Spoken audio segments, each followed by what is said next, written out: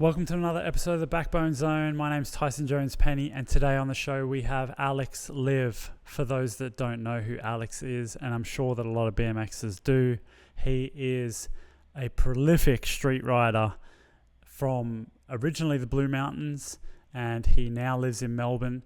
He has gone through a bit of a metamorphosis of his BMX journey, and it was sick to have him on the show today. Amazing to talk to him about a bunch of different subjects. We went down the rabbit hole a lot with this. He has had to deal with injuries. He has had like a second coming in BMX. He was such a prolific rider that literally street riding stuff that he was doing was all dead man. And he has gone through a bit of a metamorphosis with that too. We've been talking about doing a podcast together for a long time. He's a bit of a thinker, and he loves to discuss ideas in a more broad sense. So it was really fun to have Alex on and, go off on tangents and talk about all sorts of things in a very meta way, as Alex would describe it. I really enjoyed this one, and I hope you do too.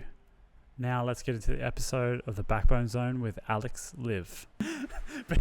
but anyway, all right, Alex Liiv, thanks for coming on the Backbone Zone, mate. Stoked to finally make a time slot that works for both of us. So sick. Yep. Yeah. No, stoked, man. Yeah, sick. Hey, so we were just talking off air. Let's just get straight into some interesting shit. We were talking about riding. Obviously, we'll go back into like your first half of your riding career, but you've been saying that you kind of had a second wind and shit changed up for you pretty dramatically, I would say, compared to the type of riding that I was used to seeing you do. Yeah. Talk to me a little bit about what you've been up to bike-wise on your second wind. Well, yes, as I was saying, like obviously haven't been riding much super recently. Moved house, moved out of Melbourne, bought a place, so kind of priorities have changed, shifted. But like prior to that was really getting back into BMX, maybe through COVID or a little bit before COVID. Actually, yeah, a little bit before COVID. And I was just like, all right. I had a knee injury, right? Did my ACL down in Melbourne, and I was like, oh, all right, I got to take this serious, like this recovery. And then that led to just healthy living, going to the gym, habit building, and was just like, all right, 2 years I was trying to ride BMX again. All right, let's try and learn. Let's start going to the skate park. Let's start riding bowls. Let's start riding, like just shifting my mindset. And then was kind of just got mad addicted to like just that new style of riding, or like for me a new style of riding, being a little bit more conscientious of like maybe my mindset about like how to get tricks or like things done, not just hucking shit, not just like fucking actually like going through like a learning process and trying to like level up, like being like, all right, I want to learn that trick. I want to learn, I don't know, flares, or I'm just like, all right, let's fucking learn that. How do you do that? All right, you got the foam pit at Rantfest, you got the resi at Rantfest, but you also need all the fundamental bike skills that I had lost from not riding for quite a while. So it was kind of like this mad journey, and I didn't want to do like quick shortcuts. Also, I was like scared to like just huck and hope, because of like I had, I guess, so many crashes and so many like experiences prior. Maybe I'm a bit older now, a bit different mindset, but yeah, really was like just had like a set of tricks that I wanted to learn, like flare, just like a three tabo. Like I always had this idea of a style of three tabo that I wanted to see, like just the classic, I don't know, like BF or Josh Stricker or Inman, but like a little bit more like kicked out. And so I was like, that's how that trick needs to be done for me. 3 turn down, three exit, just all these 360 tricks. And then was really trying to get them dialed, and then like was going to Rantfest twice a week, going on bowl missions, learning how to ride like real big transition, like some big bowls in Melbourne, airing out of that. And like no, the thing that I learned was there's no shortcuts. You have to do the process, which was completely different to how I used to ride. And looking back, like retrospectively to how I used to ride as a younger person, as teenager, I would rely on that. And I see a lot of young people rely on that. They're reasonably young, they've got skills, they're fit, healthy, and they can just like roll the dice. Mm. But I was trying a different approach. I was trying to get everything in my corner before I'd roll the dice. And it was a cool process. But yeah, as I said earlier on, like things have slightly shifted. I've moved out of the city a little bit more, like working full time now, and priorities have shifted. But um, yeah, it was a mad to get back into BMX and have a new respect for it was sick. And yeah, it Uh, just makes me even appreciate it even more. Like, yeah, yeah. That's sick. The that mindset shift, I guess, that you talked about. I have thought about it a lot. I've never really discussed it with people, but I'm it's I'm in a similar world at the moment. Like, I obviously see my youth disappearing, and I not disappearing because obviously again it's a mindset thing, right? You yeah, can be as young as you feel, but sure. I know what you're uh, saying. you through your late teens, early 20s, uh, it's definitely just, I don't know if you've just got more gusto or whatever, but especially you and I, we've probably been on similar trajectories in terms of injuries. I mean, Um, I think you've had it a bit worse than me. We've both had some tumbles, yeah. yeah, yeah. But it's really cool to hear that you were like, yeah, trying to go through this process methodically. Um, Talk to me about, you're obviously saying about mindset, but like, what was it that you think was priority in terms of learning? Was it like physical, going through a physical process of like, oh, I've got to learn flares, so I've got to learn how to, you know, do a pullback air or something Yeah. like that? Or was it more like internally through? Um, yeah.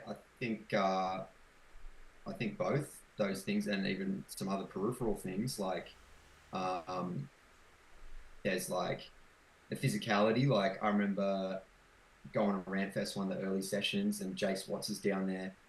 Obviously, he's down was down in Melbourne every season when he wasn't in the States. So watching him ride, as well as all the other dudes there, is just incredible. And you're just like, okay, this is where the standard of BMX is. Like, what the fuck am I thinking is possible? And I remember like trying to do a 360 over the resi and like almost going off the side, and like I'm like, all right, I am delusional about my skill level and skill set, and like um so that was like the first thing that I needed to evaluate. Like, okay, you just took like a bit of a risk there trying 360, and as I said earlier, I had a knee surgery. So like, you know how you do a whirly three and you put your leg out maybe to catch the landing, you like land kind of a 270 and you dab your Mm, leg down. mm-hmm. I can't be doing that with a dodgy knee surgery, right? Like, just so I was like, all right, let's take a step back. Let's, you know, trying to get the speed, the feeling. There was a real feeling component to it, which was like, um, which maybe is like something we could dive into a little bit more. But it was like this feeling was like you kind of wake the central nervous system up. You like become physically competent and active. You've warmed up for the session. You've got some muscle memory of the tricks that you've either been practicing fly out or into the foam pit or onto the resi. So you build all these building blocks. So then you go, all right, I think I'm physically ready to do this now. And then, so then the mental side of it, I think, was the maturity to put things in order like that, to be like, all right, bro, you can't 360 a box jump anymore. Like, you should reevaluate. Whereas a younger self, and I see younger riders do this, they go, well, fuck that shit, I'm going to try harder. And then they make the same mistake or even worse, or they kook it. And it's just like, they end up riding dangerously, which is what I used to do. And so it was that maturity and that like I don't know if it was also like reaching from outside of BMX and looking at like other information and sources of how athletes, how, I don't know, influential people who have excelled in areas where, you know, you listen to an audio book or a podcast or something and learning their experience or how they got there, and trying to put those things into practice. And I put those things in practice all over my life, but then how to, you know, this and that put together to work for BMX, or to work for like, all right, if I break this trick down, I need to like, I'm wanting to take the least amount of risk. I'm wanting to be the best physically I can to achieve the trick. I want to have good form and good, like, I want the trick to look like what I imagine the tricks, like 360 turn down, Chris Doyle, like that's how it has to be, right? You know, there's a number of other riders, but so that's how I would go out after that trick. Not just like, oh, let's just huck and hope, or like just whatever. It's like I had a standard, I had a goal, and I would go there to Ramp Fest and I would just try, and I'd be jumping into the fucking foam pit and resi ramp more than any other rider. And I was not ashamed. I was like, I need to get this shit dialed before I'd go. And I could see, it gave me a new appreciation for like the guys who do highly technical tricks, whether it is three tailwhips and a flip or a 360, and it's, you know, it's combos, but like how the learning process they would have had to have gone through to learn that for every trick in their run, or, you know, and that's quite admirable. Interrupting this podcast with Alex Liiv to talk to you about the important role that electrolytes play on your health. Electrolytes do so much for your body to function properly. Everything from making your muscles work to making your brain work, and so much more. We typically think of electrolytes as the thing that comes in the sports drinks that you can get at the servo or the supermarket. The issue with those types of drinks is there's far too little electrolytes within them, and also a boatload of extra crap, including a heck ton of sugar and whatnot. We need to make sure that we are fueling our body correctly with an electrolyte supplement like Sodi. Sodi actually puts in the correct amount of sodium, magnesium, and potassium to allow your body to actually refuel and rehydrate so that you can continue to ride BMX.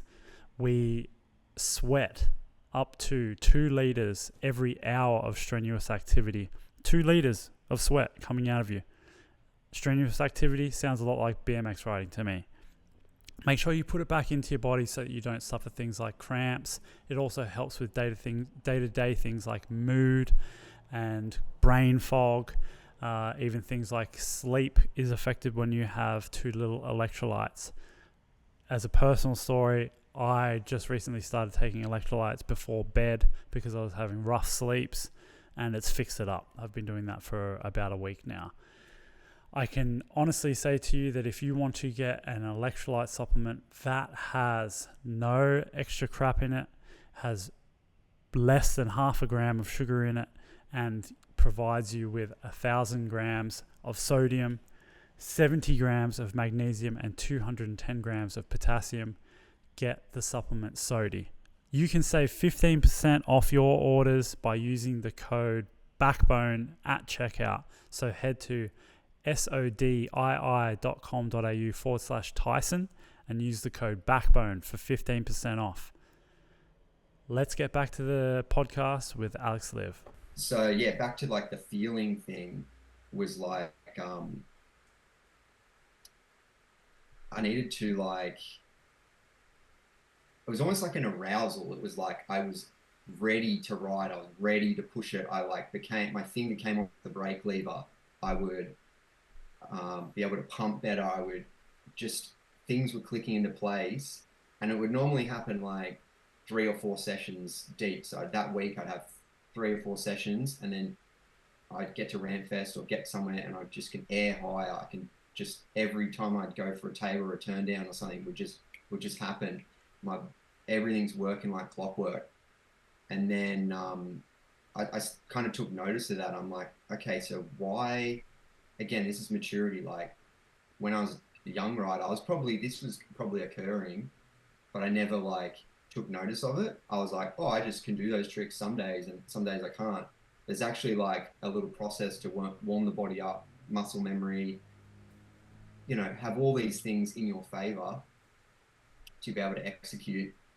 Um, and and so I started to rely on that feeling to know when I was kind of warmed up enough or loose enough to start sending it, or like dip in the bike, and like just things became like more fluid. Like I didn't feel as rigid on the bike. And you look at dudes like Jay Squats, or they flow through the skate park and do tricks that are like they're just like connected with their bike, and then the terrain. Like every pump is perfect, their speed, their everything, and like seeing that like all come together, it's yeah, it's amazing to watch. And then it's to even like, I'm nowhere near any of those guys, but to even like contemplate, oh, it's only when I put all these things together that the recipe's right, that I can perform properly and I avoid injury and I can ride the next day or the next session. Man, that's so. It's so interesting to hear, especially like juxtaposing this with, the type of riding that you used to do, and it was super gnarly. But what I think is, there's heaps to take away from this, but one thing that I think is really interesting is just the fact that even though you're doing all of this stuff and it's very purposeful, and it's very much a you're doing it on purpose, like it's practicing, and it's practicing with intent, Mm-hmm. I'm not gonna, I hope I don't put words in your mouth, but a lot of people get scared about this sort of stuff with BMX, right? Because it starts to sound a little bit more like a sport. But the thing is, I'm sure that it's still giving you a lot of like satisfaction and fun out of the entire process. Am I wrong, right in saying that? Yeah, no, you're not wrong. That's exactly right. So one thing I reflected upon whilst this was all occurring was my previous riding and street riding currently, and how street riders today have plazas and they learn tricks and they repeat tricks over and over again on plaza and small rails and da da da da. And they're so dialed. There's like plaza riders and even riders who are a little bit more like park orientated, like, but do street stuff, like a Boyd Hilda or a Dennis Enison. They're um, they're performing these tricks at the plaza, or the street objects at a skate park, and they're getting dialed. They're practicing, but yet to an outsider, they look like they're just riding, having fun. And then they go to the streets, and now they're super dialed, and then they can perform those tricks, right? Whereas like, I was of the attitude where you don't fucking go to the skate park, you don't practice tricks. That is lame, because as you say, like that's sport, that's an activity, that's a training. But there is a crossover that maybe people don't see or think they're doing. Like when you're riding smaller ramps or doing tricks on easier obstacles, you are practicing, you are rehearsing for bigger, gnarlier, riskier stunts. And it's the riders who have excelled, I think, have perfectly walked that path where they aren't taking too much of a big risk to that next crazier stunt. Obviously, there's still standout dead man shit that's happening in video parts, but like, look at the tech tricks that's happening on street, on rails and stuff. Imagine just trying to try that downstairs. Oh man, yeah, that's right. Fucking death. Yeah. Like, so, and to bring it back to like my previous kind of riding style, and something I mentioned before was, I did think about like, I'd be at skate park now, and I'd be like, oh man, I remember that day when like I just went out and filmed a few clips, and like I felt so good on my bike, and I just like with 3 off stairs, and it just felt like I was flying, and just like it was just like all working. And I didn't know how that was occurring when I was younger, but now I kind of had this mindset of like, oh, okay, you can actually like practice and rehearse, get the body ready, get the mind ready, get the tricks dialed, so that when you go out. But I was none the wiser. I was just like, oh, you have on days, you have off days. Some days you're scared to try. Like I didn't know what was happening, and that's just like the nature of a young person's mind. You don't. Your like mind is like, I don't know, growing, evolve, like formulating into an adult's mind at that age, right? And you're just going along for the ride for the most part. You're just a passenger. I mean, we still are, but like you don't have the same self-reflection that you do when you get older. Anyway, Yes, man, it's so true. Like, and it's funny that you say that because I'm aware of all this. Like, I'm a pretty cerebral person, like or a thinker at least. yeah, Um, and as much as I'm aware of all this, I almost try to not trick my brain, but I try to have enough mental fortitude to to regardless of whether I've practiced things like yeah, in succession, like when I used to ride a lot, like so these days I'm riding far less than what I did in my early 20s, like you said, life sort of changes, but you do get to have this period of time where you can draw upon all of your previous experience on a bike, and that hmm almost gives you the power to be able to, as long as you've got a strong enough mind to be like, I can still perform what this, what I used to be able to do, even though I don't do it at all. But yeah, it can get you a little bit into, trouble, because when you think you've got like a stronger mind than what you actually practice shit, you just end up hurting yourself. yeah. Yeah, you know the feeling, man. Like you go, especially when you don't ride in a while, and then you like go to air a quarter or do something real mundane, and it feels death. Like you loop out a little bit too hard off the lip or something, and you're like, whoa, I need to just warm up or something. I'm like, I've bitten off a little bit more than I can chew right now. Like, Mm. yeah, those little like what you just described is kind of that feeling thing where I'd um, like a flow state. It was like, how can I trick my mind into a flow state so I can perform without the super cognizant thinking part. The super cognizant thinking part happens like on the deck or when I'm going to and from the skate park. Mm-hmm. And then when you're riding, you start going through the motions and this kind of arousal, and then you do a lap or something, or you start doing these tricks, and you would trust that the flow state will kick in, or your like previous experience will kick in and take charge, and it's fucking a mad feeling. Oh, Like it's the sickest. you're like, I don't know, like dipping around a three or something, just some fucking mad aerial fucking aerial trick, and I'm like, oh, I'm just witnessing this.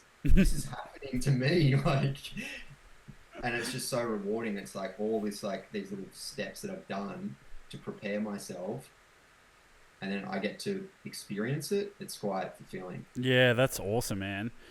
Uh, it's interesting to hear that you have, you're very cognizant of all of the, um, like you said, not just the physical aspects of learning, but everything to do with your mindset and things like that. Where else does that come into your life, and what sort of stuff have you been? How long have you been aware of this sort of stuff? Because some people get to your age or older and never think about like this sort of stuff. So where did this come into your life? Sure.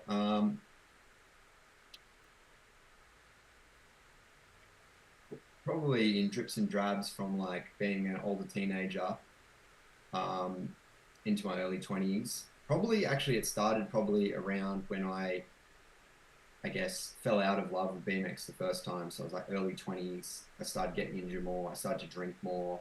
Uh, but then I started to be like, all right, I'm gonna read a book, or this is before podcasts and like Audible and stuff. But like I remember downloading torrents of Oh wow. audiobooks, Mm-hmm. and put them on MP3 players, and then like go for like mad 6 hour bushwalks and just like, oh, what's this person got to say, and like learning about subjects, and then being like, oh, I wonder what this person has to say on a given subject. And then as obviously technology is advanced and information has become more readily available, um, yeah, it's kind of come in drips and drabs. You pick up bits and pieces from here and there. And so, but that was a time in my life where I was like, I think at first I had a revolt against BMX. I was like, nah, fuck that. I'm going to do some other shit. I'm going to like learn stuff. I'm going to, I don't know, just had an interest, an inquisitive mind for looking elsewhere. And then, you know, you fast forward a little bit, like, I guess we are always the sum of our experience. Like we're always constantly at the forefront of our experience. So I think it's very valuable to look at new things, learn new things, to try new skills, because you never know how the combination of information and knowledge and physical, like going to the gym more, like you learn, your body gets robust, you learn, you know, about your body, about physicality, and then maybe that, or you do a new sport, you do a ball sport that's, you know, involves a whole nother set of skills, but then I don't know, they connect with something else. And anyway, I'm being kind of vague here, but I don't really know where there was like a pinpoint moment, but like um, I guess more recently I was um, again with the knee thing when I blew my knee out. That was kind of the mental fortitude moment to be like, right, I need to take this seriously. I need to take action in my life. I need to control what's happening. Um, and those kind of lessons were probably learned from a book or someone speaking or a podcast or a number of things about like, you can't just sit around on the couch now and like hope this gets better. Like you either decide in your life to, and there was a number of things like this. So the knee was like, all right, you decide to either be a victim of that or that's what's happened to you, or you try and steer your reality towards where you want to go. And I thought a great goal would be to relearn or reappreciate BMX and learn these tricks and kind of get invigorated with it as more of a physical puzzle. But then also like I remember I was working at Strictly BMX and I got laid off there, and I was like, what am I going to do for work? And as you probably know, I was working with Chris Harrison at Triple Six and doing Tempered. So I kind of like put a bunch of focus into that, and it kind of really was like, same thing, like, can I be just like passive to this and like not try and make something happen, or I can really just like day after day, just like get after it. And then I did a few like entrepreneurial kind of online e-com dropshipping stores. So that was enabling me to like have a little bit of an income um, outside of BMX. And then same thing, that was getting my ass into gear with like, let's make it happen. Like, you know, otherwise you got to go out and look for a new job. So you've got these things in play, like let's go after them, let's focus on them, let's build them up. And it's just that like bit of resilience, but then a little bit of like goal setting and yeah, focusing in. I mean, and then it just kind of cascades on from there. I think for the better, like my life had improved and I started being like, all right, this is a pretty good formula. So, you know, I started Dead Leisure, or I would try and do other things. Yeah, hopefully it's a pretty vague answer, but yeah.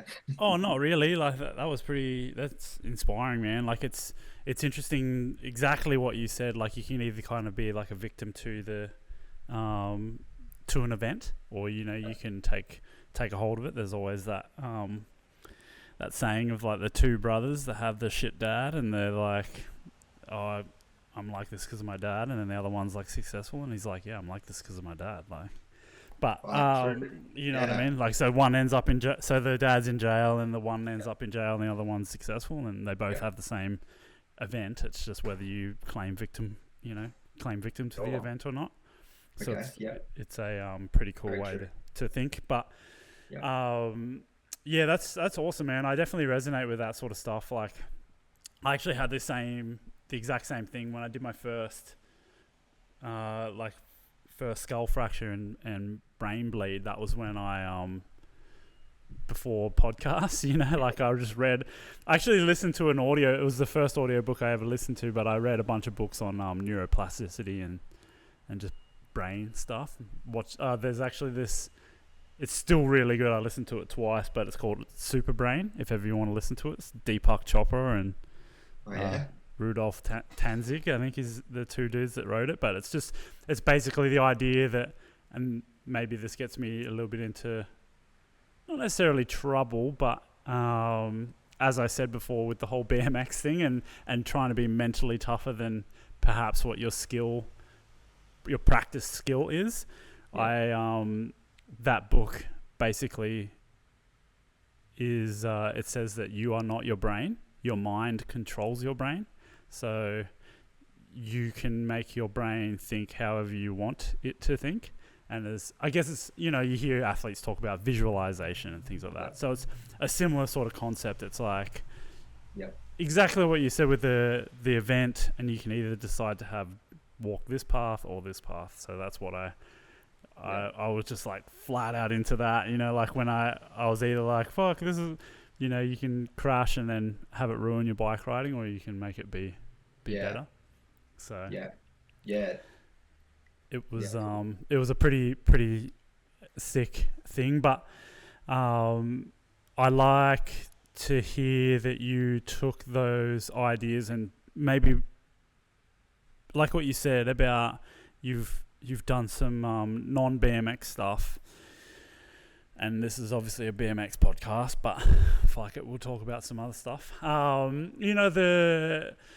Because I think it all relates back, right? So you said that you had sort of a first falling out of love with BMX, and I definitely want to get into that, but you then said that you've sort of gone and done other things, like, and even, you're setting up of e-commerce sites, for example, the graphic design work that you do, doing Dead Leisure. Obviously, Dead Leisure kind of BMX, but also just like on the periphery of BMX and just like cool lifestyle brand. And playing the ball sport, which I'm not sure if you do or not, or did. No. I don't. I was just something to throw in there to kind of take it out of the realm of exactly what I'm talking about and make it more applicable to other people. Or, we all have experiences that may be, unique to ourselves. Exactly, yeah. But that's kind of where I wanted to just sort of pick your brain with, with all of the things that you've done outside of BMX. Do you feel like it ultimately all ties into your life experience with BMX? Fuck yeah, fully. That's I say that to like younger riders nowadays, in that like BMX made me more resilient. It makes you more like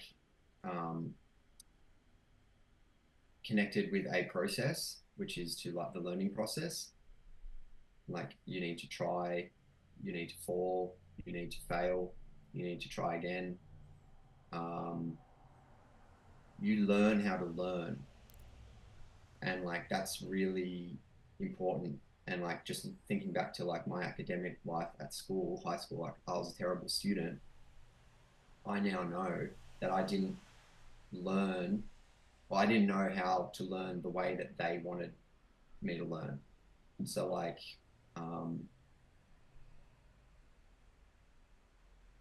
so to have BMX in your life as a young person teach you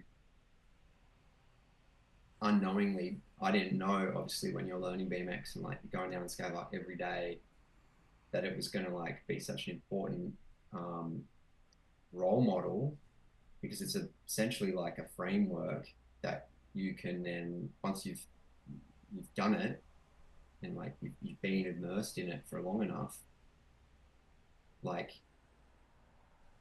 you know, dropped out of BMX and whatever and was doing anything else, kind of floating off in the ether. Um, but then once I had kind of these moments in my life where I had to really be decisive, I was able to kind of port that framework over and be like, all right, let's be systematic. And the ironic part of it in this whole like conversation is that process, which was once unconscious, I used to better myself. I then use that same framework back on BMX as a mature second time around, but way more cognizant, way more like knowingly, like, this is the framework. You need to go through the steps, the levels, use this, use that, where most of it I probably had already learned from BMX unknowingly. So full circle, you know? Oh, that's sick, man. Yeah, I mean, to add to that, like, it's like people don't really realize, and obviously you were saying when you're younger, you know, kids don't realize that when you're riding BMX, obviously exactly what you said, there's this massive BMX contributes to way more of who you are as a person than what you sort of think. But then on the other side of that, like, the getting good at BMX, I think when you get a little bit older, you realize that getting good at BMX obviously could be one particular goal that would be really sick to do, but it's something that not everyone attains. But I almost feel like the journey of BMX is kind of the thing that is the goal, like, and the journey of BMX for an individual is so individual. Like, I know this sounds like really fucking off in the with the fit areas, but what I'm getting at is, it's like, so for me, I'll just talk about my own experience. I've had a shitload of injuries. I obviously run a business, and I also look to other things. Like, I'm super obsessed with, you know, boxing and whatever, now Muay Thai and things like that. But all of those things actually don't take away from my BMX experience. They actually contribute towards it, because I feel like even with the whole fighting stuff, like in the last 5 years has kind of been when I've been doing it. Maybe a little bit longer. So, but all of those things almost help you to expand your mind the same way that reading a book or whatever it does, but you can actually take part in it. And now all of a sudden I'm like, oh, I'll give you an example, like let's just say it's UFC, so that people know, because most people know about UFC.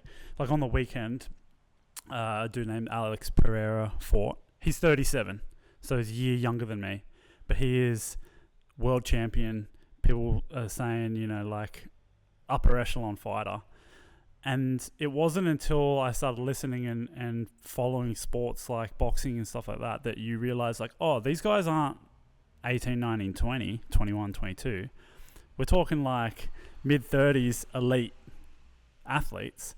And it's the same with, like, even, I mean, I know that there's like some freaks in sport that are really young, but it almost changes your perspective on, like, oh, this is something that you can be really good at when you're older. So what the fuck am I worried about being, like, because I was, you know, had that turning point where you go from early 30s to mid 30s, and you're like, oh man, like, actually that's nothing to be worried about. And then another example of it is, like what you've said, really rang true with me, is like, when you can't just expect to huck and hope in fighting, right? Like, you cannot do that. Because you're gonna get You're just gonna get fucked up, and it's almost fun. It's funny like that BMXers do have that attitude. You know, like what you said with the I'm not going to learn shit to resi. I'm not going to do this and that and this because that's all lame. But then once you have the maturity to realize that BMX is just one avenue, and there's this whole world out there that people are trying to learn different skills and get good at stuff. And nowhere else in the world do you just expect to be like, I haven't ridden in 3 months, but yeah, I'll still try and 3 the big set. You know, like it doesn't happen that way. So it's just really interesting to hear, you know, all of those things. To bring it back to what I was saying is like all of the things that you have done in your life that have been outside of BMX contribute to BMX. And if you don't let being good at BMX be the proxy for what BMX is, if you just use BMX as like a journey, then you can get so much more out of it, I guess is what I'm getting at. Yeah. But that was a bit long-winded, but you know, that's just I totally agree with what you're saying, man. Yeah. Well, to go back to just because I thought it was really interesting what you said, the falling out of BMX the first time, which also then is that time when you were kind of hucking and things like that. It's probably the time in BMX that a lot of people maybe best know you from at the same time. Sure. Talk to me a little bit why you felt that you fell out of love with BMX at that time.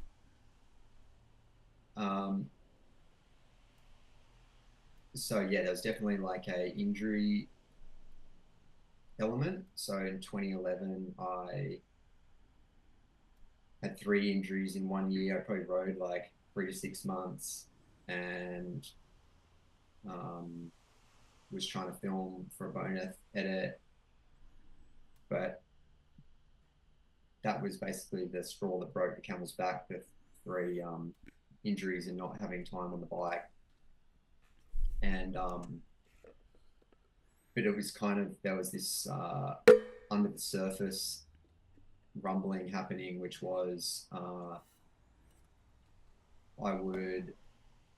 started drinking and partying more and more.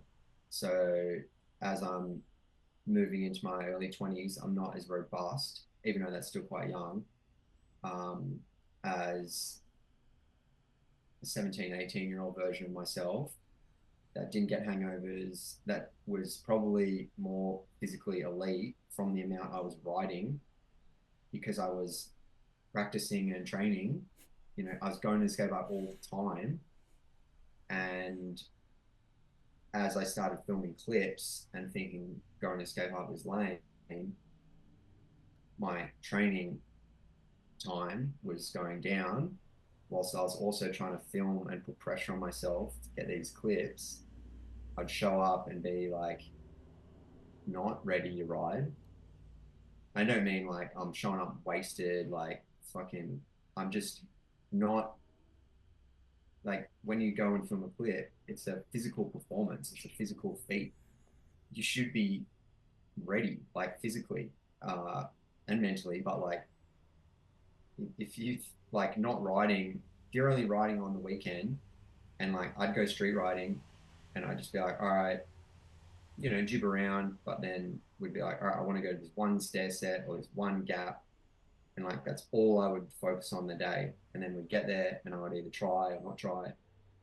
I'd try, I'd either land or crash, and then pretty much just chill through the week, and then try again the next weekend, do something else. And like over time, you're just like diminishing your skill set and like body's conditioning, and like then there was like this element of like a bit of a rat race where you'd be filming, trying to film videos, and then, you know, you'd hear your peers were performing, doing mad shit. And at first it's awesome. It really like spurs you on. Like I remember filming with Troy for the Epic Invasion video, and he'd go ride with like Zach or film with Zach Minor, and then he'd come back and be like, Zach did this, and then I'd be like, oh fuck, well I want to do this, and then he would go back and tell Zach, oh Alex did this, or, you know, and then there was this like this mad like vibe. But then it wouldn't have been not long after that when I don't know, thought I was. It's just a miscalculation of your skill set, really. It's like I'm fucking sick. I can jump anything and just huck and hope and like fuck training, fuck practicing. Um, but your skill set, like your body's like readiness for it quickly diminishes. So to add to that, the anxiety of like filming clips and filming good clips, like I didn't want to just film like B or C clips. I wanted to go and get A clips every weekend or every time.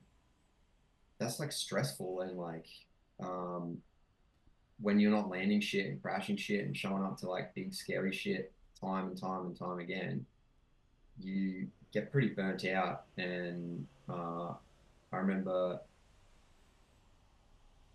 being almost frustrated and having conversations with myself, like you you're bitching out, you're taking too many run ups, you're like, just fucking do it. Like, shut the fuck up. Like, just fucking huck, just go. Like, and it's this, you know, self-feeding fire that's just like ultimately destroying your like skill set or your BMX like level, which is like, don't try, show up, huck and hope, and if you get it done, that's fucking mad. But that's not sustainable. Like there is something to it, right? There is something awesome to the stories that you hear of, I don't know, from example, one of the years I was in America and riding with Colt Fake, we, you know, partying, riding, and he's like, we found this gap. It was like footpath and then a bit of a grass hill and then a real big spiky fence into an oval. And we saw it and he's like, oh yeah, I reckon I could jump that. And then we're like getting wasted one night and he's like, I'm gonna go do that gap. First bunny hop of the day. Fuck you, that's the first bunny hop. And I'm just like, dude, really? You're not gonna like warm up? He's like, no, we're going straight there. And I'm like, this dude's fucking sick. But you can see how that kind of attitude will get you into trouble and he jumped the fucking gap and like aced it and then did a fucking war ride, did like 5 fucking crazy clips that day. And I'm like, that's amazing. That is so fucking cool. And that does add to like the coolness of BMX that it's not um, a strictly you know, sport training activity, that it is more of like an art creation, a lifestyle. Um, and that, you know, that story that I just said of Cold Fake, like that sticks in my mind is like, what? That was so fucking sick. So I'm trying to do that every fucking weekend. And it's just, you can't do it. And yeah, as you're just getting shitter and shitter, you're just like asking for trouble. And then, you know, you get a few injuries, you're getting real stressed out about BMX performing, getting clips. You just, yeah, you just get over it. And that's kind of like what happened. And I kind of just, um, I took the easy way out in that the sense that like I remember kind of being like, just let it go, let BMX go. Like you're so caught up in it, just let it go. And it was like letting a part of myself die. It was like full part of my identity, just like oh, it was like ego death. It was like just, I mean, just saying that and like thinking back on it, that was also a component to the whole thing. Like I had built this thing up in my head, this like performative character of myself that people wanted to see. So, you know, that's the guy that I needed to portray. But like in all this whole experience, I had a reality check and I'm like, maybe that's not the person that I want to be. Maybe I should rein that in and like maybe I should let that rat race attitude just get off the fucking wheel, just step off and just be free. And that was kind of liberating. Yeah. Man, that's crazy. That's pretty cool to hear that in a sense. Like obviously because I almost feel like I know you twice in a sense too, because of, there was a real time where you were fucking the Jimmy Levan of Australia, you know what I mean? Like, and in fact, you were traveling around with Jimmy, like. Oh, actually, that's one of my memories is the fact that I went sung karaoke when you guys came to town, like you and Jimmy and shit like that. But like, Yeah. and I got memories of you at BMX games, like being the loud, like the character that almost that. And then I see you again after some time has passed, and you're like this, super introspective, like thoughtful dude, and I'm like, oh fuck it. It's so different. and hear that you're like building jumps at Hazelbrook and shit, and like it was so different. And really cool to. That's one of the things I actually have a tattoo on my arm. Says kill your ego. And this is kind of one of the things that I spoke about with Troy that I want to touch on with you, and you just sort of summed it up in a sense. It's like, as an individual, you can obviously do whatever you want, right? And this is, I'll get into the whole UCI stuff with other freestyle riders because of it, is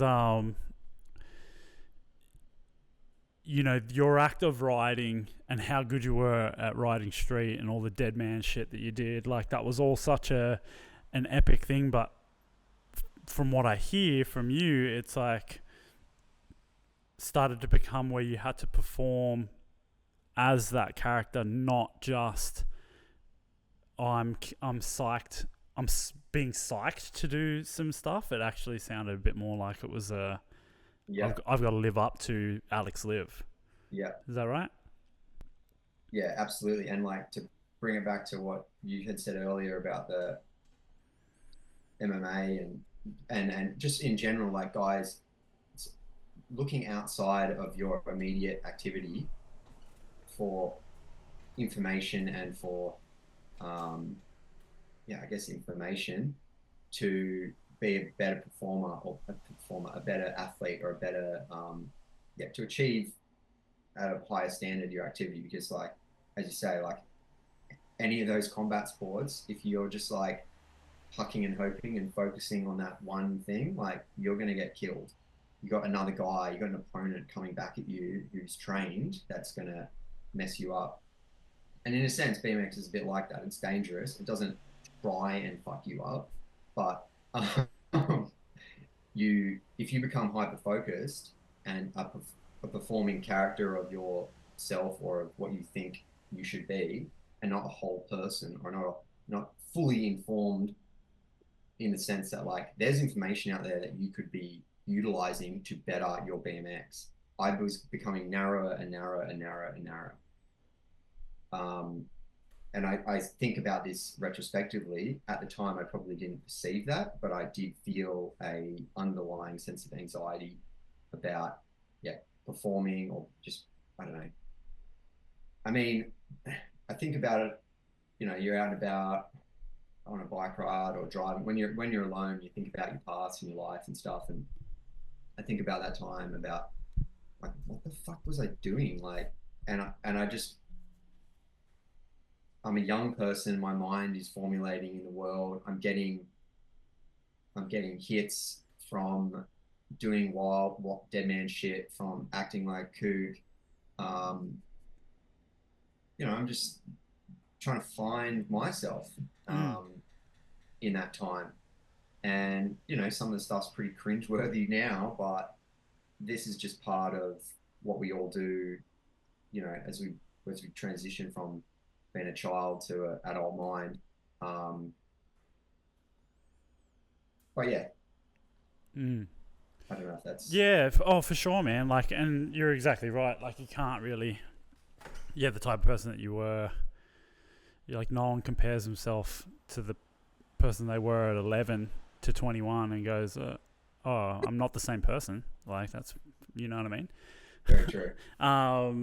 Yeah, 10, 15 years can be quite a long time in someone's life. But I guess I just wanted to sort of touch on that a little bit more, just in terms of that whole individuality thing, because we were talking about BMX, and we were talking about how in skateboarding, the Louis Vuitton thing, like skaters have got this thing where, you know, big brands are looking at them, and maybe I think some people see that as like a selling out aspect of skateboarding, and how you would never want BMX to get like that. And in respects to it, I agree, because I think that there's two different categories of BMX. There's BMX as the entity, and then there's BMX as the individual. So like you as an individual can be as hardcore as you want. You can decide all of these things that you set as your parameter for BMX. And that's where I think is really interesting with BMX at the moment. And what I was getting at is like people can almost choose to steer BMX in a direction that they want to. And that's where I get into this whole idea of like keeping BMX in the hands of BMXers. I personally don't think that BMX needs to only present itself to BMX. I actually think that it's sick when BMX presents itself to the world, but I just think that it's a BMXer that needs to do that. Like it's the BMXers that need to be showing the world what BMX is. What you don't want is obviously someone who's outside of BMX being like, oh, I think BMX should look like this, you know what I mean?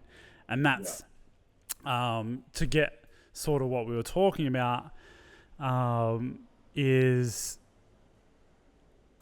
I think that we all go through it where you as a person thinks, oh, I need to represent myself in this way because this is what people want to see in BMX. You know, like, say for example, you would have never let yourself learn shit into a foam pit and resi because you would have thought that BMXers don't want to see you be doing that stuff. And you even got to a point where you weren't going to the skate park and you were just relying on like doing some gnarly shit in the streets because you don't want people to see you fucking practicing. Like no one wants to see you practicing the tail whip. You just have to fucking do it over the, you know, like down the 20 stairs set or whatever. Yeah. And that's where I think it's really interesting because it is all ego that talks, you know, like say with the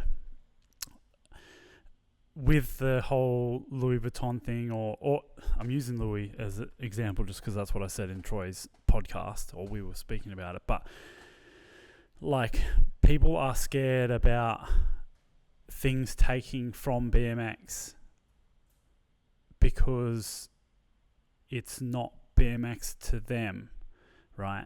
But BMX can be anything to one person, and what I think that people confuse it is it's actually your ego talking when you say like, I don't want BMX to look like this or that, because at the end of the day you could go into a dark forest and never be seen by humans again and still enjoy BMX in the way that you want it to, and it will never affect your experience of BMX. So what I'm getting at is and to ask you a question about it is like, what are your thoughts now that you're a little bit more mature with your whole mindset and stuff? Like where do you think are some of the not downfalls, but with BMX, I've got to go a little bit deeper into it now so that it makes more sense and has more context. So I think about BMX a lot, right? I obviously am a company owner that is within BMX, and I think about the way BMX should be because I'm thinking about it in terms of, because that will hopefully help me to pay my bills and things like that. But I don't think it is just that keeps me excited about trying to steer the ship and doing events and things like that. I think it's intrinsically like within me. But I'm only one person, right? So like I'm steering it in the way that I think. So now I'm asking you, how would you, and this is obviously a pretty open question, but do you see things in BMX that you think it would be cooler if BMX was a certain way? So, for example, you judge UCI events or have done it in the past. And, you know, we just said off air at the start that you were like, oh, I'm actually pretty impressed by that type of riding, which maybe a lot of people would be surprised to hear. Alex Liiv, you know, the street rider, to say that. So that's an example of what I'm getting at. Like, do you have things in BMX where you can see it being a benefit or not a benefit? Yeah. Sure. So you said a lot of good things there and a few things to unpack. So you're using the Louis Vuitton similar to how many people perceive the Olympics getting involved with BMX. Yeah, that's probably a good example. Yeah, or anything, you know, like yeah, an outside entity. Yeah. Okay. I think there is some short-sightedness, but rightfully so. Like, it is cool to like. It is. All right, this is going to get pretty meta, but like over time, if you have anything, right, it in theory, like with entropy, so entropy is things over time are destroyed. So an organism such as ourselves and this social activity that we do larger than BMX and then the macro BMX, it is advantageous to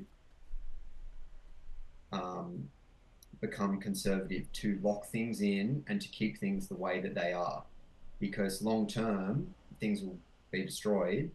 So if we're all changing and things are fluid and not solidified, it's just we're wasting time. It's not efficient for creatures, for evolution, for society. So, you know, you can think about that just in the political sense, conservatives versus liberal. There is some benefit to conservatism, which is, you know, lock things in, right? And we see that with BMX. We see conservatism where people are like, this is the way it should be. We like it like this. Let's keep it like this. That is advantageous to keep it like that, because there is some really cool elements. But as we see in the political sense, it gets quite spicy when you've got a group of individuals saying, no, this is the way it is. We don't want anything to change. Leave it like this. Because what about all the good changes and the good things that we want to incorporate? And those things will if they're good and they're adopted, they will change from once a liberal left of field idea to a locked in, rigid, great idea because it stands the test of time, right? So that's a kind of very meta way of breaking this down, or like how I might think about it. And then we look at like BMX and it's being like pulled in different directions, let's say, and people like the Olympics or Louis Vuitton, like both things could corrupt the main entity, but also could have elements of greatness that will enhance and will build the organism that is BMX that we are participating in collectively.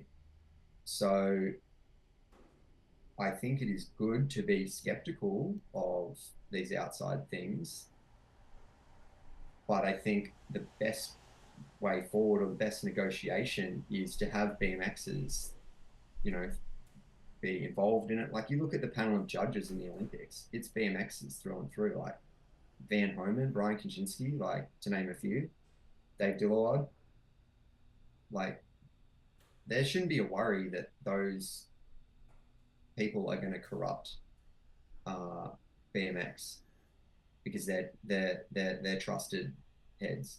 Like they're like Van Homan, come on. You think he's going to like blow it out of the water, but then equally, like you've heard, well, I think early on I heard Matt Hoffman maybe say something about, criticizing that the Olympics will change BMX. I also think that's right. I think that it will change BMX. Um, but I think, yeah, I think there's a real danger. And like to your point of, you ride BMX in the woods, dark woods with no one around, it's still what it is to you. Like it doesn't need to change. Why can't that's still the case? Like, why can't the hardcore dudes do the hardcore shit? And that's appreciated. And why can't the Olympian trained athletes do that shit? Because that's really impressive. Um, what's silly to me is the arguing between the two. We're basically doing the same thing, if not very close to, and we're arguing, like, or there is arguments, there's bickering. That seems silly to me. But you look at bands like or music, and like I love going back through real old music, and the more I like, the older I get, the more I dive into obscure bands that have never made it, have never like done anything, but they've captured a time and a sound that is awesome, and I wouldn't want it to be like pop music, Taylor Swift, but pop music and Taylor Swift and that stuff drives the the train, like pull with the money. And sure, this like little band might not might not get what they deserve or anything, right? They might not get much, and that's still sick that they've existed, done their thing, presented it their way, and I can listen to it and think it's fucking mad. And I think the music over there, for the most part, is terrible and lame. So that's the same thing, right? I can see how a BMX would be like, those guys over there going mainstream is real lame. They're just following the mainstream thing. But at the end of the day, Taylor Swift and these mainstream bands, they're still musicians. They've just gravitated or been, you know, pulled in that direction. Um, and I don't think there's anything wrong with that, as long as this stuff over here doesn't die. And it won't die because you've got all these voices over here being like, fuck the Olympics, fuck the UCI. So they're already just digging their roots in, being like, we're not moving. Good, don't move. We need you there to like act as a polarity between the UCI Olympic performative high athletic shit and the hardcore cool culture vibe, the connection with heritage and conservative ideas. We need them to lock in. So yeah, it's just a healthy mix, right? And then to my own personal experience, like getting involved with the UCI thing. Yeah, so Dave Dillard he used to work down at Strictly BMX with us, and he got involved with the judging, and then he sent some messages down to people in Melbourne being like, oh, hey, we need to train some judges up in Australia to be UCI kind of qualified to judge these C1 and national events, which basically contribute to points for riders for the Olympics. And I said, great, this is a new experience that I can, as you say, keep BMX in the hands of BMXers. Like, I'm not going to go there and shoot it all down, being like, shit, just fucking 360 off the jump, like off the top of this highest ramp. Like, that's what I want to see. No, I'm going to be open minded. And yeah, I'm going to be open minded. And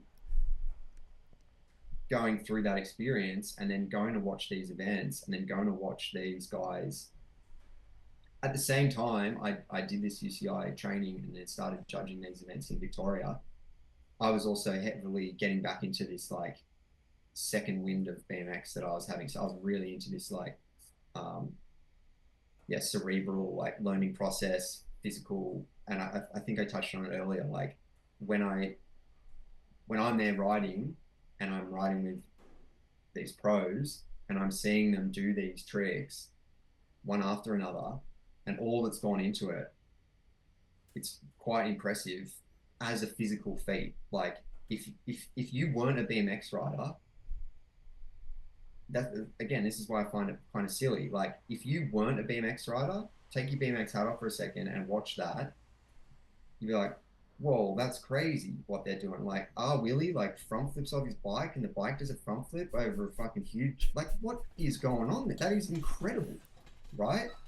Or even you just break it down more simply, like you just watch Jace Watts fly around a park, transferring alley-ooping. It's very, very, very impressive and has taken years of training and preparation. And then you put your BMX hat back on, which is more similar to what they're doing. You become a BMXer again, and then you get salty about it, and you say, "No, no, no, no, no, that's not what we're about. Stop doing this. Like, this is shit. This is lame." It seems like you're fighting, or like it could be your like, your cousin or your like, just like an ancestor that's like just one kind of. You're just so similar. You're both riding BMX, but yet you bicker. You'd rather bicker. So that's the downfall that I see, that people are so negative about it.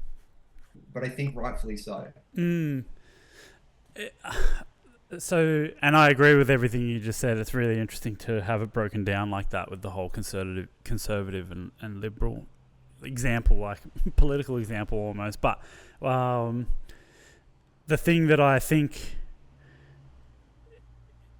I worry about with BMX, and that I think we're sort of feeling, is the divergence between the two, right? So exactly what you're saying, and even the not that people are shunning, but there's, because of the Olympics, I think there's a real shunning of like anything that can be seen as like a corporate attachment to BMX, right?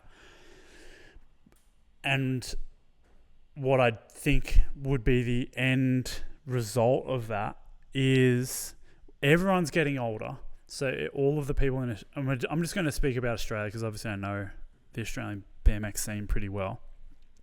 Everyone's getting older. All the hardcore dudes, like we used to joke about it when we were living in Canberra. It's like there's no one really new coming through to the trails that are in that 18 to 25 category. And it might almost be because there's like too hardcore.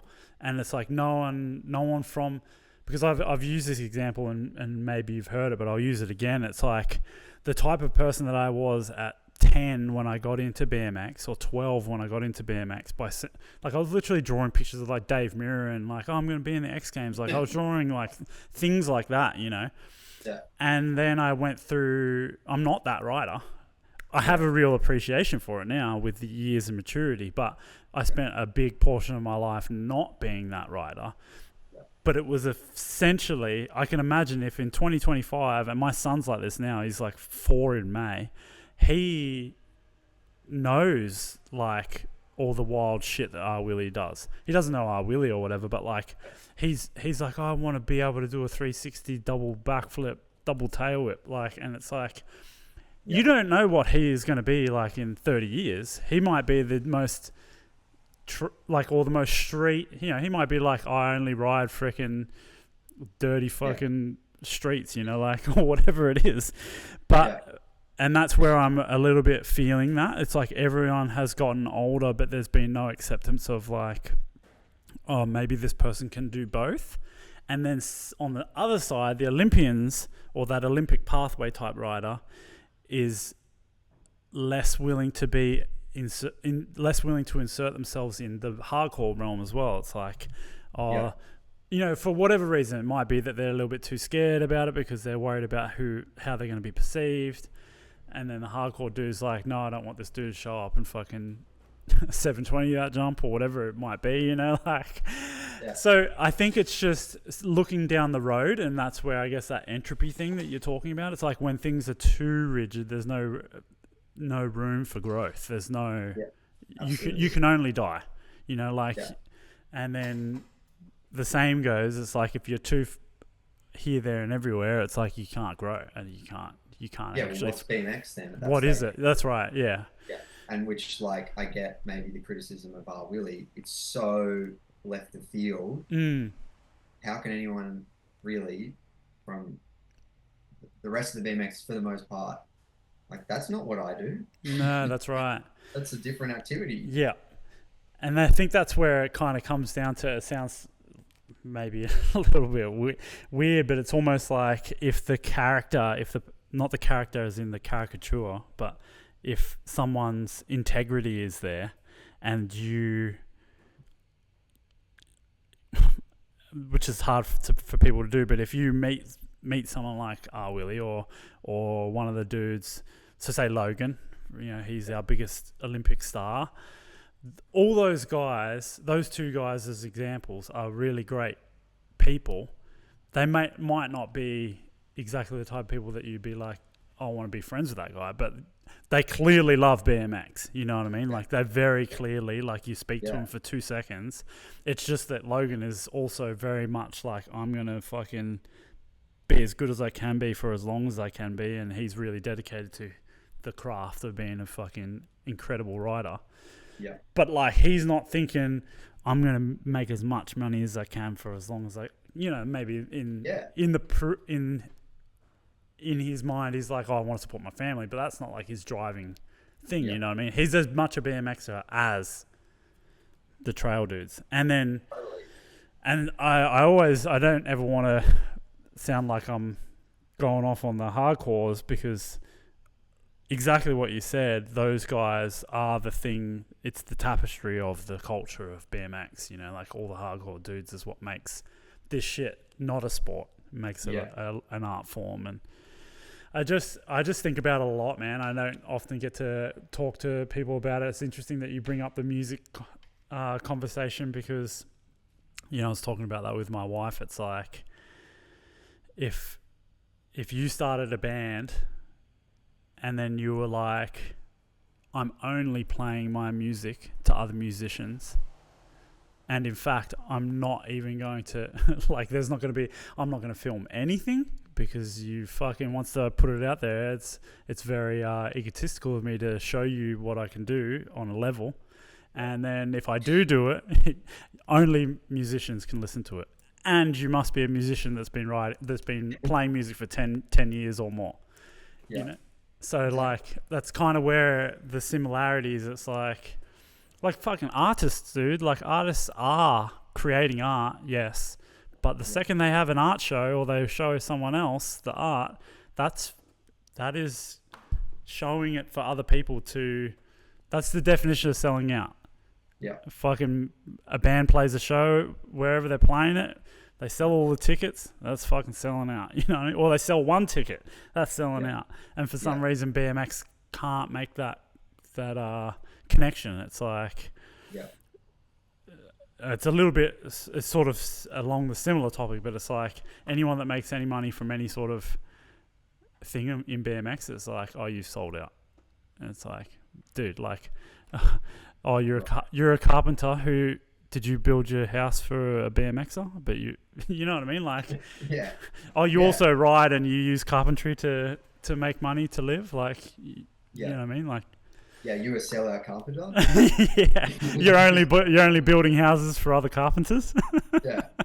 Free, like, just doing it. Yeah, exactly. You know what I mean? Like, but it's because they're so passionate, and that they want to hold it, true to what they believe, which is awesome, dude. And I love that. That's the funny thing.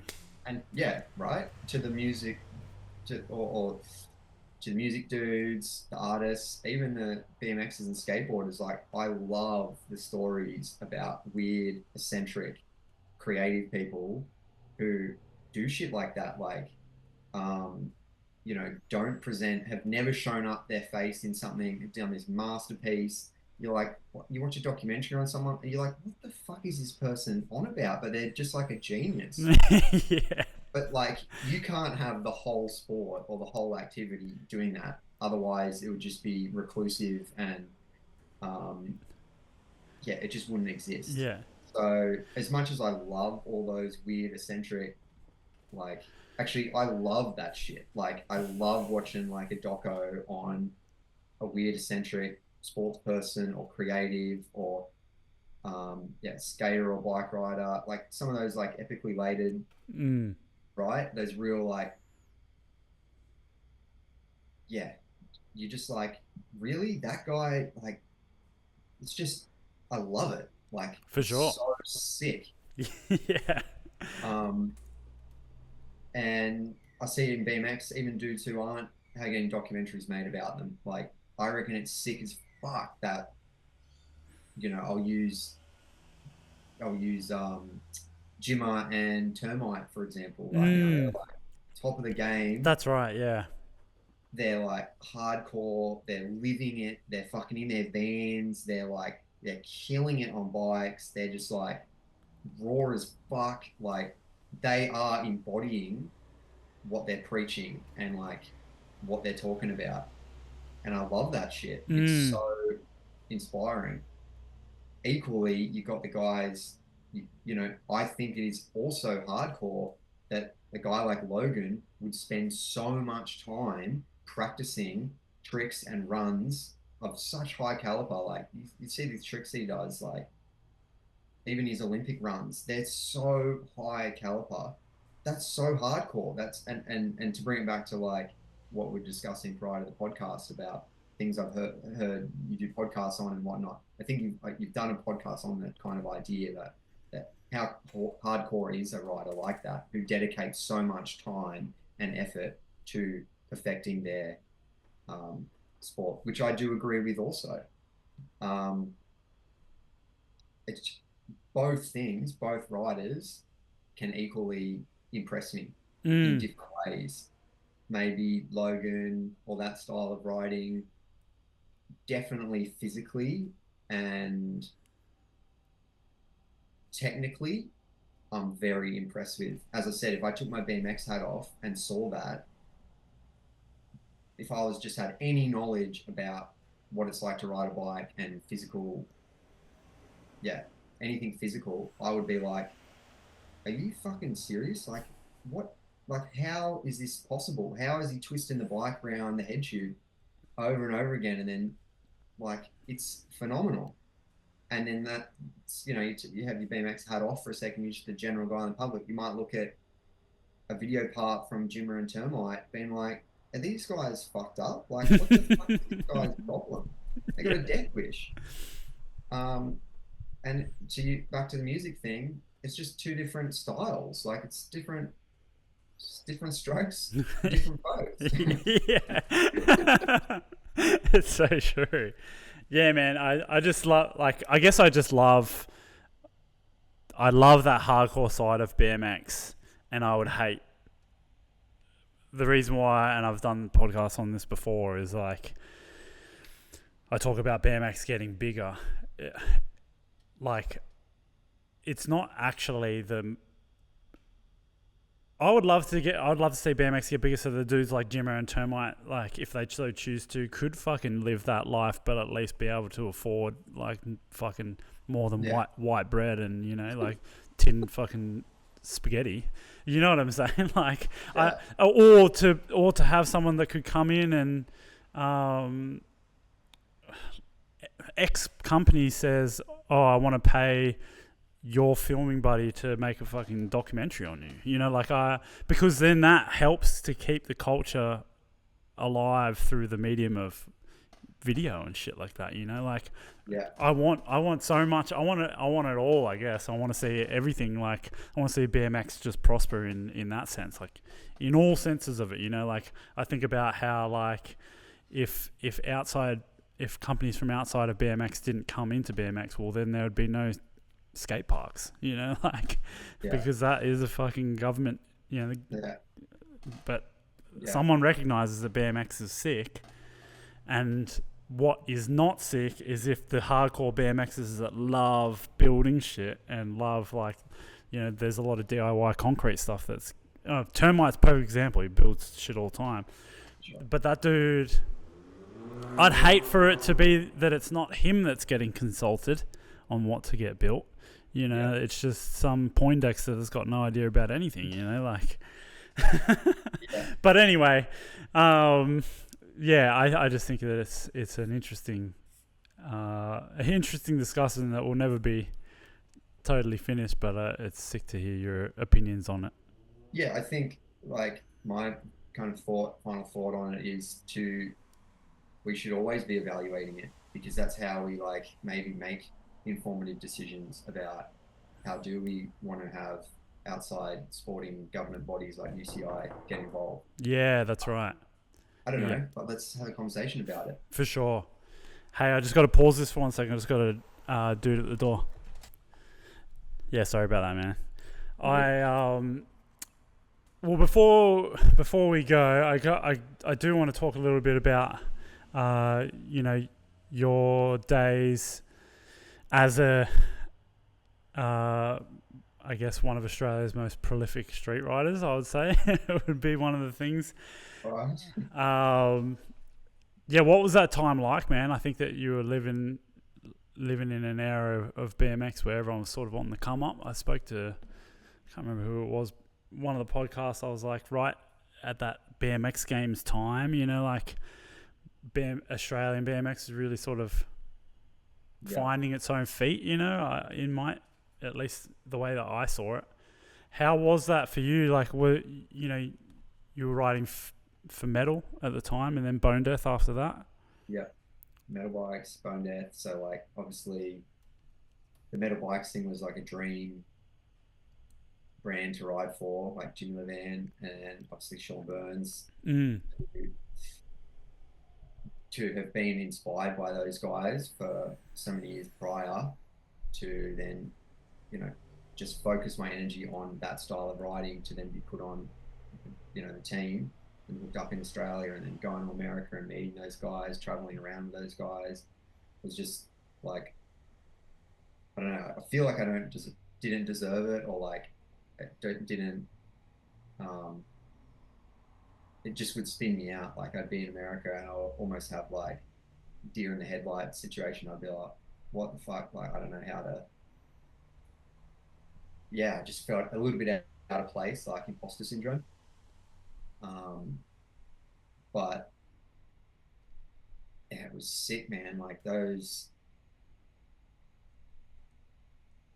it's just like when growing up in the Blue Mountains, we had like the older dudes who were like Hazo Trails dudes, I guess kind of street rider dudes too. Just that kind of like raw.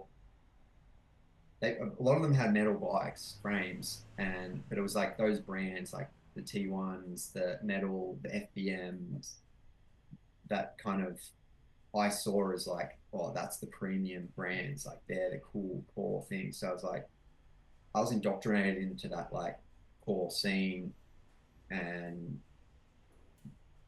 as my riding developed, I honed in those skills of street riding, and thought, I do think there was a little bit of conscious like thought behind it in choosing to ride that style, in that like maybe other styles of riding didn't resonate with me as you gave the example of like drawing Dave Mirror and stuff in school. Like I think that's similar for every kid. They start out with the wider version of BMX, and as they get more involved, they find their taste that they like. So I was the same, like, started real broad, but then, would watch like Etnies videos, little devil videos, and then be like, oh, that's what BMX is. No, that's what BMX is. And then eventually you get down to like the seeing a Jimmy Levan part and a Sean Burns part, and I'm like, what the fuck is this shit? Like, I remember I had a prop, my probably my first props video had a trailer for Road Fools one, and it's got Jimmy Levan's Church Gap, and that was in the trailer amongst a few other clips. And I remember seeing that and being like, what the hell? There's downstairs a road and then upstairs, and he goes across the whole thing. I remember drawing that and like thinking about, I'm like, that is so sick. And so like a real fascination with like that style of writing um, was yeah, just like seeded into me, and I just was like, I think that's shocking. I think that's scary. I think that's like a real exclamation point. Like that's like going to the end and being like, what's like the thing that I can just really master? Like, let's not fuff about anymore. Let's fucking jump some stairs. Let's jump over shit. And then you'd be like, let's grind rails. Like, you just kind of, what's scary? Like, just do scary shit so that when you watch it, it evokes the same memory I had of seeing that Jimmy Levan church gap, of being like, no, that's it. That is the most fucking hectic thing you can do on BMX. So it was basically just a reproduction of that. To then ride with Jimmy Levan and like hang out with him and be part of the brand was sick. Um, Crazy, man. yeah. Super crazy. What's the scariest shit you've ever done?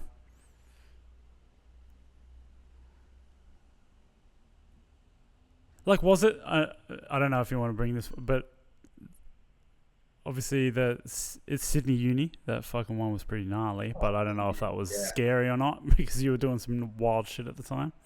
sure. Yeah, okay. Yeah, that's, man, I'm like, my brain, like, I haven't even thought about that this whole conversation. And then you bring it up, and I'm like, oh, that's right. That happened to me.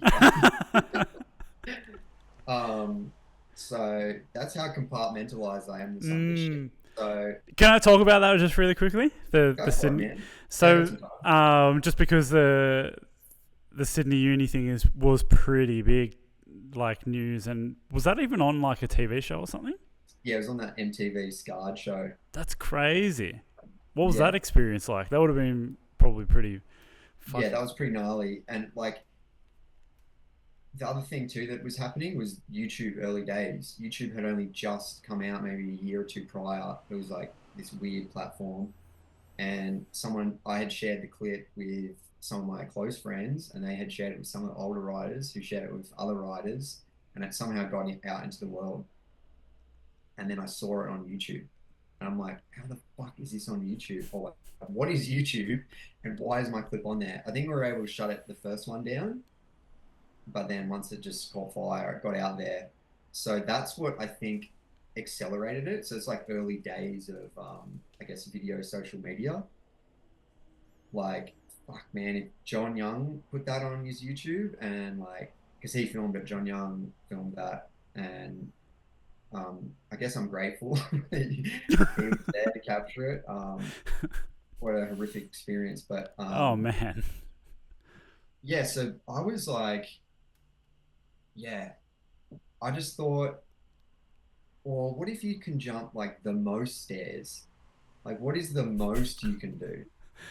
So I remember just going past that set and like I jumped like, 16 stairs, 18 stairs, double sets of different lengths, different heights of like, I don't know, roof drops and stuff, or, setups. And then we just, yeah, same thing. This was the same kind of attitude that I was talking about earlier, but I was younger and robust. It was like 3 days before my 18th birthday. Holy shit. Dude, you weren't even Yeah. 18 when you tried that? That's so gnarly. Holy fuck. Yeah. So, yeah, I remember getting out of hospital the day before my 18th. And I was fucking, my dad picked me up from the hospital. It was down in the city near the set. This is weird side tangent. but the fucking Led Zeppelin Stairway to Heaven song was on the radio, and like driving up the Blue Mountains to back home, and I was just in this like, I'm like, fuck, it's a Stairway to Heaven, man. It was this real like, yeah, ethereal, and that was like the first time I really enjoyed listening to that song, Led Zeppelin. And anyway, it was just a funny coincidence that I that experience then would be a a cascade of events that would basically maybe give me some notoriety. Um, and so yeah, thinking back on it, and I don't know, I was pretty scared jumping it, like, but you just suppress those feelings. I don't know. I think maybe I got some PTSD from that shit, or like, uh, which is then later on in my writing, more recently, that I've really tried to evaluate and stay away from like traumatic one hit, huck and hope situations. Um, but yeah, you're young, you think you can do anything, and I just eyed it up, and I was like, didn't even think that the wheel could explode, didn't even think there'd be a problem with the bike, just go for it, and went up, maybe took a few run ups at it, and I was like, well, I'm just going to waste more energy because it's like a full street going down to it. It's like a ski jump almost, like, so that was how that went down. Yeah. The rest is history. The what was it like having to rehash that with Oh, the true. whole MTV Scarred thing? Sorry, true. Yeah, that's what you're asking me. Oh no, I was asking you about the actual because it was fucking. I've been there a bunch of times. Actually, always, not always go and visit it, but when I was in Sydney to go to the Enmore or something, like yeah. you have to do the walk up, and it's like Okay. fucking hell, this is so gnarly. But Yeah, it's like way longer too. Like oh man, yeah, it's yeah, it's quite high, and it's like I remember going there later on and looking at the length and like counting the steps out or like the feet, and I was like, this is fucking huge. Like, what the fuck? Um, yeah, but to the MTV thing, yeah, I think that was where that like character building part of my career had started. So I was like, no, I'm like this guy. I'm this like crazy kooky guy. And again, bringing it back to like seeing like old Rofels one, two, you're like, there's every person on those props videos like was a character, like Leland Thurman, Crandall. I don't know, the list goes on, right? All those crazy, funny characters just carrying on camera.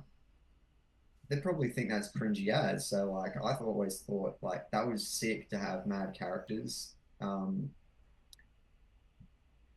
And yeah, I guess a fondness for like Burns, and then being friends with Burns, like that dude just cracks me up. That dude is just the craziest character.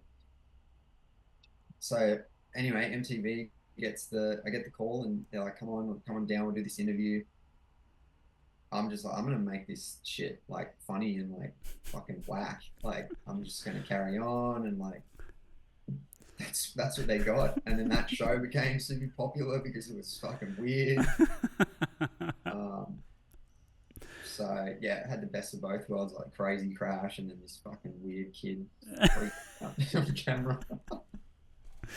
Oh man, does it ever come up still? Like what does that even like? Because if it gets replayed, like, is that something where you get notified about that shit or not? Nah, I mean, there was MTV. There was another UK show that did like Rude Tube, I think it was called. Okay. Um, so they both like paid me for the interview. Um, but yeah, once it was kind of aired and done with, all the initial year, maybe they had this other retainer. They're like, all right, Yeah. if we Okay. hear it again next year, you get another little bonus. Yeah. But Sure. that was it. Yeah. Yeah. I just always remember thinking that it would just be so frustrating to have to talk about like eating shit, but you took advantage of it. Let's see, took advantage of Yeah, it in the way that you were like, well, I may as well just play the shit up. yeah. I mean, I do like nowadays, or like recently meeting younger writers, and they discover the clip. and they'll share it with their friends. You'll be at skate park or ramp fest, or they'll be like, "Oh, dude, you're that dude from this clip," and da da da. And then I'm like, "Yeah," just like roll my eyes, like it's like they're rediscovering it or like discovering it for the first time. They're asking me about it, uh, That's and yeah. that's classic, man. Hey, do you got any more time? You got to bail out, right? Midday. No, I got another 10 minutes or so Oh, for my sick. question. Yeah, I just wanted to know a little bit about, you know, graphic design, dead leisure, and doing stuff for Tempered and things like that. Like, I just think that it's really cool to find out that you're actually this super talented graphic designer. Was that something that you were doing in school, or you just Yeah, yeah. So I got a did. knack for it? Yeah, I guess had a knack for it. Had an interest fiddling with computers or fiddling with like programs on computers, and then uh, yeah, going to TAFE and doing a degree or a diploma rather in graphic design. Uh, that was all around the same time that I had the big crash and then started to travel. So there was like a few years of like kind of crossing over where I'd go to America, but then I'd come back and then do a year of TAFE, and then next year go to America, um, finish that up, and I finished the TAFE course up, and then was like, I think I read a Matt Holmes interview in Focal Point. Matt Holmes is the creator of 2020 BMX magazine, and just the way that Holmes was talking and just like how raw and like punk he was talking about that magazine and like, yeah, you just fuck get it done, like really resonated with me. And so I just emailed him out of the blue, being like, yo, I saw your interview, that was fucking Matt, like really resonates with me. Um, I'm finishing up TAFE for design, like it'd be sweet to do some like interning there or, help out or just do what I could. So I started working with Matt Holmes at 2020. And then the other designer, Phil, and Mike Daly was involved, and this was all above the Hell on Wheels shop. So I was like, really just immerse myself into that. Um, and the reason I bring this up is because Holmes was a really good mentor to the BMX industry, to graphic design, to obviously the magazine, print media, work ethic. You know, at the time, that was a self-made project. He was doing that himself, and I was, yeah, in awe and like, fuck, that's what I want to do. I want to make shit myself. I want to be, and so I think like on all the way back to the start of our conversation today, like I knew that I should pay attention and listen and take this experience seriously because it would contribute to me as a person. But I also thought whilst I was doing graphic design at 2020, I was a BMXer, I was a pro or amateur, whatever. Wasn't really a graphic designer. But then did that for 3 to 5 years. Unfortunately, print media kind of tapered off around the same time that I kind of tapered off with BMX, and then was just kind of floating in the ether for a little bit, just doing my own thing. Um, I think I was already involved a little bit with Tempered Bikes um, through Matt Lawton. He's the original owner, but it was all pretty like just young kids just trying to hustle and make shit happen. There's not much structure and organization. Uh, and then I don't know. I guess I mentioned it earlier, but so and then I got a job down at Melbourne at Strictly BMX, being a graphic designer there. So I've had this kind of like snowballing career as a graphic designer, being in BMX behind the scenes. Um, just snowballing and worked at Strictly for a few years. Then that kind of went downhill. And as I said, I was unemployed and we had Tempered, and I just had this real fire up my backside being like, if we're going to fucking do this, let's fucking try. Like, let's go. And so I started really getting involved with the brand and really taking charge, and we are trying to really like build it up, get products going, get the whole like look and aesthetic of the brand, just like grow it, build it, just be a real like healthy contributor to the Australian BMX scene and the global scene, but really be like just if we want BMX to be this way and we want it to have these core values and core look and aesthetic and art style, like let's do it. Like can't talk about it, you've got to do it. So I guess I was doing that for many years, doing, as I said, some e-commerce stuff on the side, a lot of freelance graphic design. So I was building my like career up. And I think that was probably, you had asked me a question really earlier on, like what are some other parts in your life? I think that's like the answer to that question. I was building my graphic design career.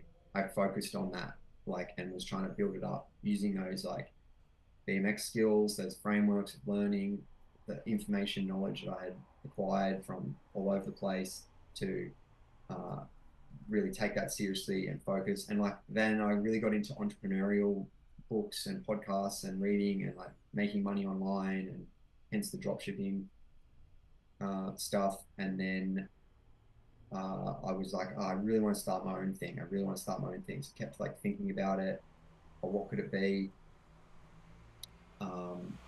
Yeah, it's a bit of a lifestyle brand, clothing, just my thing that I could put my creative and my feel, just whatever I wanted to make, just go and make it. So that's kind of how Dead Ledger started. Again, it was just the amalgamation of all those experiences leading to that new experience. So, and then yeah, where I'm at now, I'm working at Globe as a graphic designer. Globe, the shoe brand, and they do FXD, the workwear brand. So I'm heavily involved with that. And yeah, doing graphic design, still doing some stuff on the side, but pretty time poor these days. So just do what I can. Yeah. Man, that's sick, dude. What a that's cool that you're working as a graphic designer now for FXD and Globe, man. That's pretty massive. Yeah, it's pretty cool. And the security of having full-time employment as opposed to doing your own stuff, as much as it's very admirable to do that. And I'm fucking stoked that you're doing what you're doing with Backbone. Thanks, man. On the one part, I miss being like floating and just trying to hustle and make money. But on the other hand, like, as I said, moved out, bought a place, so I've got a mortgage, so it needs security. For sure. Yeah, that's sick, man. Yeah, well, you've always been, like even more so now as someone who has caught their second win with BMX and all the graphic design and just your mindset and stuff, man. It's very inspiring for me. So stoked to finally have you on the podcast, man. Because like I said, just it's cool to be able to talk through ideas with someone that is, deep thinker. So Sure. Yeah, man. As I said, like there's a lot of episodes that I've heard with you, even some of the solo ones where you're just like laying it out there, and I've really resonated with me. I'm just like on my travels or whatever, and thought, fuck, that'd be sick to talk about, or just sparks ideas. So it was awesome to chat today and go rabbit holes and yeah, we'll have to do it again. Well, we can do a round table, and if I ever got any graphic design questions, I'll have to hit you up, because you really I think obviously there's graphic designers within BMX and graphic designers that have ridden BMX that now work outside of BMX, but I really think that you have sort of been one of the few that has really had a strong brand direction with like whatever it is that you've done. There's a real good look and feel, especially with Dead Leisure, but since you've been doing tempered stuff, and that was really it's really cool to see that. So skills, not just on a bike. Yeah, I don't know about that. That's cool, man. But yeah, dude. Well, I know you got a day off, so thanks heaps for taking your Monday and Yeah, no worries. Giving it It's to been me, great. man. Yeah. So yeah, I'll speak to you again soon, man. Thanks again for everything. Cool. Speak to Awesome, you. brother. Bye.